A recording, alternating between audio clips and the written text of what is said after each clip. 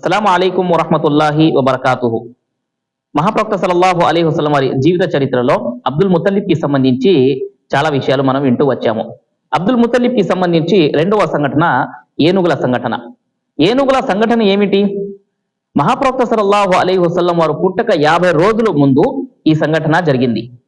అబిసినియాకి చెందిన నజాషి అనే చక్రవర్తి యమన్ లో సనహా అనే ప్రాంతంలో అబ్రహా అనే వ్యక్తిని గవర్నర్ లాగా నియమించారు. మరియు ఈ అబ్రహా అనే వ్యక్తి అరబు మరియు అరబేతరులు కాబతుల్లాను సందర్శించి హజ్ యాత్రకు రావటం అనేది చూసి సహించలేకపోయాడు. కనుక అతను సనహాలోనే ఒక పెద్ద చర్చిని నియమించాడు. మరియు ప్రజలందరూ కూడా అరబులు మరియు అరబేతరులు కాబతుల్లాను కాకుండా ఈ చర్చిలో వచ్చి ఆరాధన చేయాలని సంకల్పం చేశాడు. ఈ విషయాన్ని తెలుసుకున్న అరబ్ కి చెందిన ఒక వ్యక్తి రాత్రికి రాత్రే బయలుదేరి చీకట్లో ఆ పెద్ద చర్చిలో మలమూత్ర విసర్జన చేసి వచ్చేశాడు. మరుసటి రోజు ఈ సంఘటన తెలుసుకున్న అబ్రహా కోపంతో ఆగ్రహంతో మండిపోయి 60,000 మంది సైన్యాన్ని మరియు 13 ఏనుగులను వేసుకొని కాబతుల్లాని నేలమట్టం చేసేద్దామని బయలుదేరాడు. మరియు బయలుదేరి కాబతుల్లా సమీపాన్న వచ్చాడు.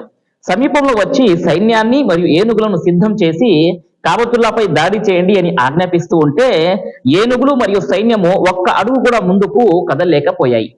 ఇలా చాలా సార్లు ప్రయత్నం చేశాయి. వెనక తిరిగి వెళ్ళిపోతున్నాయే కానీ ముందుకు జరగట్లేదు. ఈ క్రమంలో అల్లాహ్ తబారకు తల ఆకాశం నుంచి చిన్న చిన్న పక్షులను పంపించాడు. ఆ చిన్న చిన్న పక్షులు గులకరాళ్లను వాళ్లపై విసిరాయి. ఈ గులకరాళ్ల వర్షాన్ని కురిపించిన తర్వాత ఈ గులకరాళ్లు ఎవరెవరికైతే తగిలాయో శరీర అవయవాలు తగ్గిపోయి వాళ్ళు అక్కడికక్కడే మరణించారు. మరోవైపు ఏనుగుల తొక్కిసలాటలో వచ్చిన 60,000 మంది సైన్యం మొత్తం కూడా సర్వనాశనం అయిపోయారు. మరియు అబ్రహ కూడా గుండె పగిలిపోయి మరణించాడు. దీనికి సంబంధించి ఈ పక్షులను అరబీ భాషలో అబాబీల్ అంటారు. ఖురాన్లోని 105వ సూరతుల్ ఫీల్ లో అల్లాహ్ తబారకు తఆలా ఈ సంఘటనకు సంబంధించి చాలా విషయాలు వివరించారు. అబ్దుల్ ముతల్లిబ్ ఈ సందర్భంలో కాబతుల్లా బాగోగులు చూసుకునే వాళ్ళు అబ్దుల్ ముతల్లిబే.